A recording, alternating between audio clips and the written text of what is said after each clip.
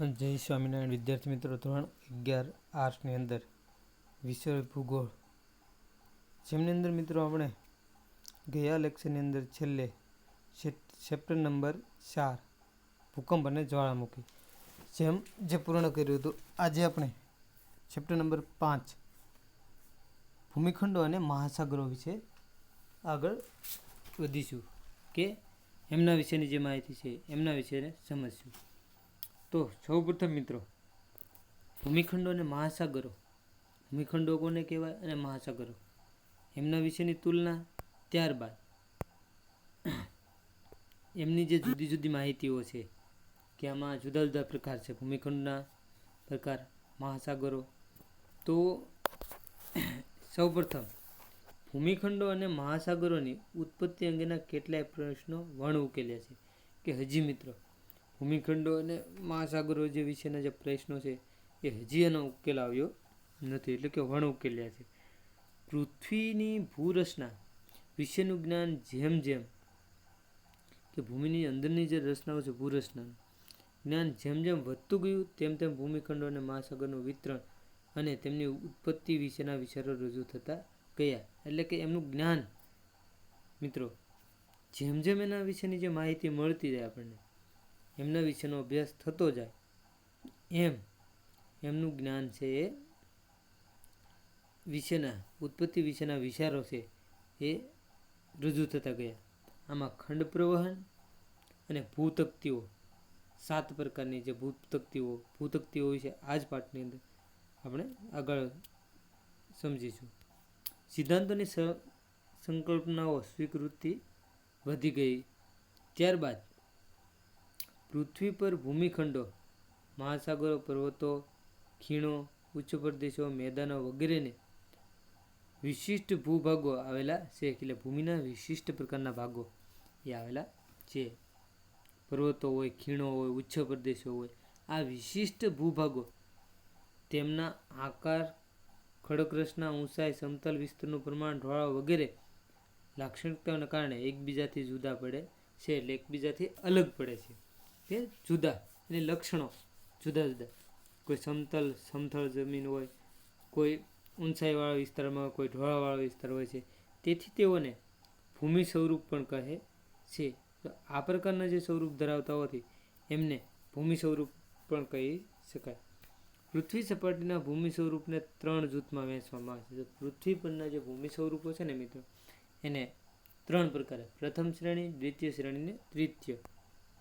પ્રથમ, દ્વિતીય અને તૃતીય શ્રેણી. હવે પૃથ્વીની ઉત્પત્તિ બાદ સૌ પ્રથમ અસ્તિત્વમાં આવેલા ભૂમિખંડોને મહાસાગર તળ, એટલે કે પ્રથમ શ્રેણીના, પૃથ્વીની ઉત્પત્તિ બાદ સૌપ્રથમ અસ્તિત્વમાં, પહેલી વખત જ્યારે અસ્તિત્વમાં આવે સૌપ્રથમ, એમને પ્રથમ શ્રેણીના ભૂમિ સ્વરૂપો છે. કાળક્રમે પ્રથમ શ્રેણીના ભૂમિખંડો અને મહાસાગરો પૃથ્વીની ભૂગર્ભિક હિલચાલ દ્વારા, કે પૃથ્વીની અંદર જે કાંઈ હલનચલન થયા એ દ્વારા બનેલા પર્વતો, ઉચ્ચ પ્રદેશો, ફાટખીણો જે વગેરે વિશિષ્ટ ભૂભાગોને દ્વિતીય, આના દ્વારા જે નિર્માણ પામેલા છે, હલનચલન દ્વારા જે ભાગો અસ્તિત્વમાં આવ્યા છે, એમને દ્વિતીય શ્રેણીના ભૂમિ સ્વરૂપો તરીકે ઓળખવામાં આવે છે. એટલે કે લાંબા સમયગાળા પછી આ દ્વિતીય શ્રેણી, પછી ત્રીજો પ્રકાર, કે લાંબા સમયગાળો થયો અને આ દ્વિતીય શ્રેણીના જે ભૂમિ સ્વરૂપો પર બાહ્ય બળો, નદી, હિમનદીઓ, પવન, ભૂમિગત જળ વગેરે દ્વારા ધોવાણ, ઘસારણ તેમજ નિક્ષેપણ થવાથી તૃતીય શ્રેણીના ભૂમિ સ્વરૂપો અસ્તિત્વમાં આવ્યા. એટલે કે આજે આના દ્વારા આ દ્વિતીય શ્રેણીના જે સમયગાળા બાદ, લાંબા સમયગાળા બાદ જે કાંઈ હિલચાલ થઈ, એટલે કે ભૂમિ સ્વરૂપો પર બાહ્ય બળો, નદી, હિમનદીઓ, પવનો વગેરે દ્વારા ધોવાણ, ઘસારણ તેમજ નિક્ષેપણ થવાથી તૃતીય શ્રેણીના જે ભૂમિખંડો છે એ જે છે એ અસ્તિત્વમાં આવેલા છે. એટલે કે જેમાં મેદાનોના ભાગ છે એ કોતરો, ડેલ્ટા ખીણો, નાની ટેકરીઓ તેમજ વિવિધ અન્ય ભૂમિ ભાગો બન્યા સમુદ્ર કરાળ. સમુદ્રના જે અંદરનો ભાગ છે, રેતીના ઢુવા, ઉધ્ર્વગામી અને અધોગામી સામસામેની દિશા, ભૂમિ સ્વરૂપોનું સર્જન, કેટલીક વાર ભૂકંપ.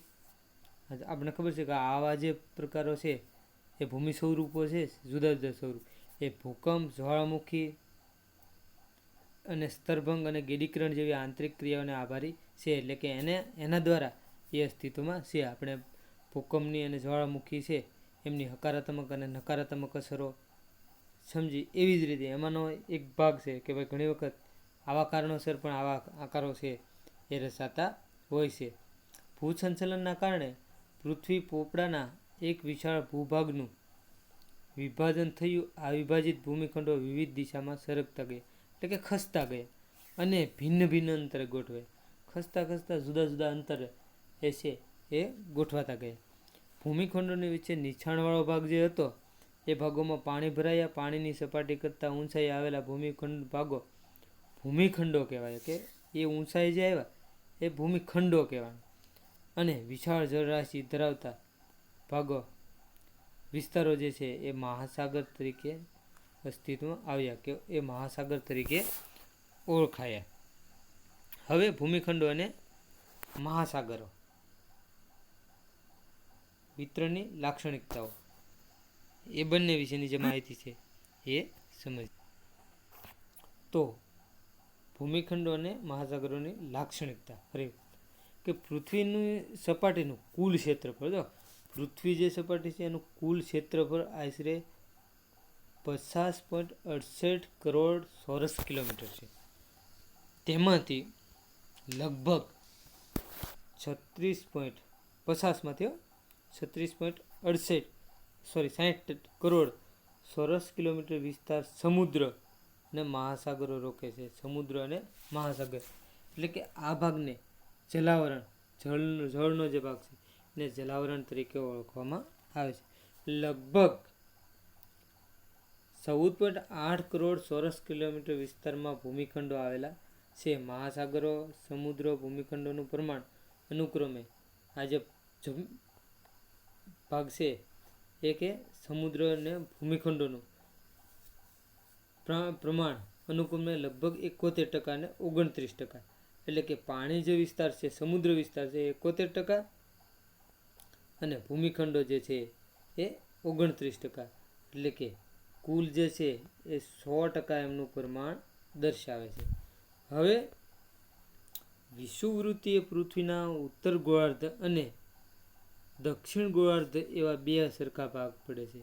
કે આ જે બે ભાગ પડે છે, એક વિષુવવૃત્તિ ઉત્તર ગોળાર્ધ અને દક્ષિણ ગોળાર્ધ એવા બે ભાગ પડે છે. એમાં ઉત્તર ગોળાર્ધ જમીનનો ભાગ છે, જમીન ગોળાર્ધ, કે ઉત્તર જે ગોળાર્ધ છે એમાં જમીનનો ભાગ વધારે છે તરીકે ઓળખવામાં આવે છે. અહીં પૃથ્વીનો લગભગ 81%, એટલે કે અહીંયા જમીન વિસ્તાર 81% આવેલો છે, જમીન વિસ્તાર આવેલો છે. જેમાં ઉત્તર અમેરિકા, યુરોપ, આફ્રિકા અને દક્ષિણ અમેરિકા ખંડના કેટલાક વિસ્તારો આવેલા છે. દક્ષિણ ગોળાર્ધમાં જળરાશિનો વિસ્તાર વધારે છે, તેથી તેને જળ ગોળાર્ધ કહે છે. કે દક્ષિણ ગોળાર્ધ જે છે એમાં પાણીનો વિસ્તાર, એટલે કે જળરાશિ વધારે છે.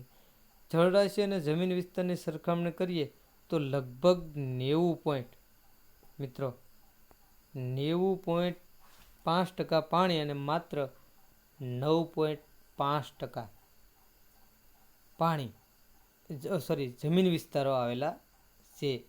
ઉત્તર ગોળાર્ધમાંથી 20 થી 70 સેલ્સિયસ સુધી અને દક્ષિણ ગોળાર્ધમાં 70 થી 80 અક્ષાંશ સુધી જમીનની અધિકતા છે, કે જમીનની ભાગ છે અક્ષાંશ વૃત્ત પર.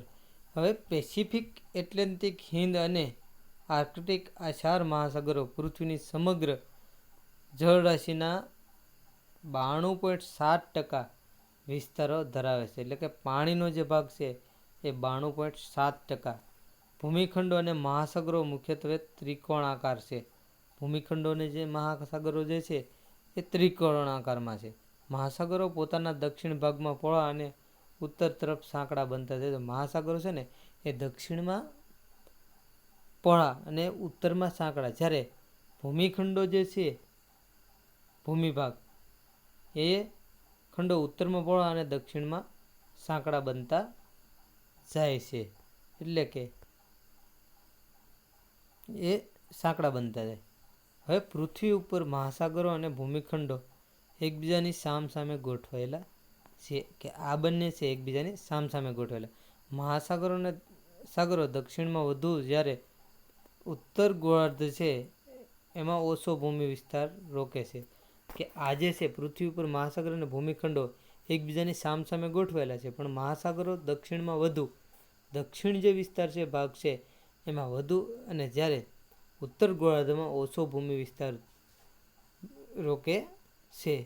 મિત્રો, આજનો જે લેક્ચર છે એ આપણે અહીંયા સુધી રાખીએ. આ જે વિવિધ પોઈન્ટ છે એમને ખાસ કરીને આંકડાઓ જે છે એ બધા જ તમે નિરાંતે એમના વિશેની જે માહિતી છે યાદ રાખજો, કારણ કે નાના નાના પ્રશ્નોમાં આ બધું વારંવાર પૂછાવા લાયક છે, જેથી કરીને તમને પરીક્ષામાં સરળતા રહે. આ જે ટોપિક ચલાવ્યો એ 1-2 વખત રીડિંગ કરી દેજો, જેથી કરી એને કંઈ પણ ન સમજાય તો પાછા કમેન્ટ કરજો, ટેલિફોનિક જાણ કરજો, અને એનું સોલ્યુશન સરળતાથી આપણે મેળવી લઈશું. જે લોકોને જે કાંઈ પ્રશ્ન હોય એના વિશે રજૂઆત કરશો તો ખ્યાલ આવે. અહીંનો ટોપિક છે અહીંયા સુધી રાખીએ. નેક્સ્ટ ટાઈમ આપણે આગળનો ભૂમિખંડો અને મહાસાગરોના વિતરણના સિદ્ધાંતો વિશે સમજશું. જય સ્વામિનારાયણ.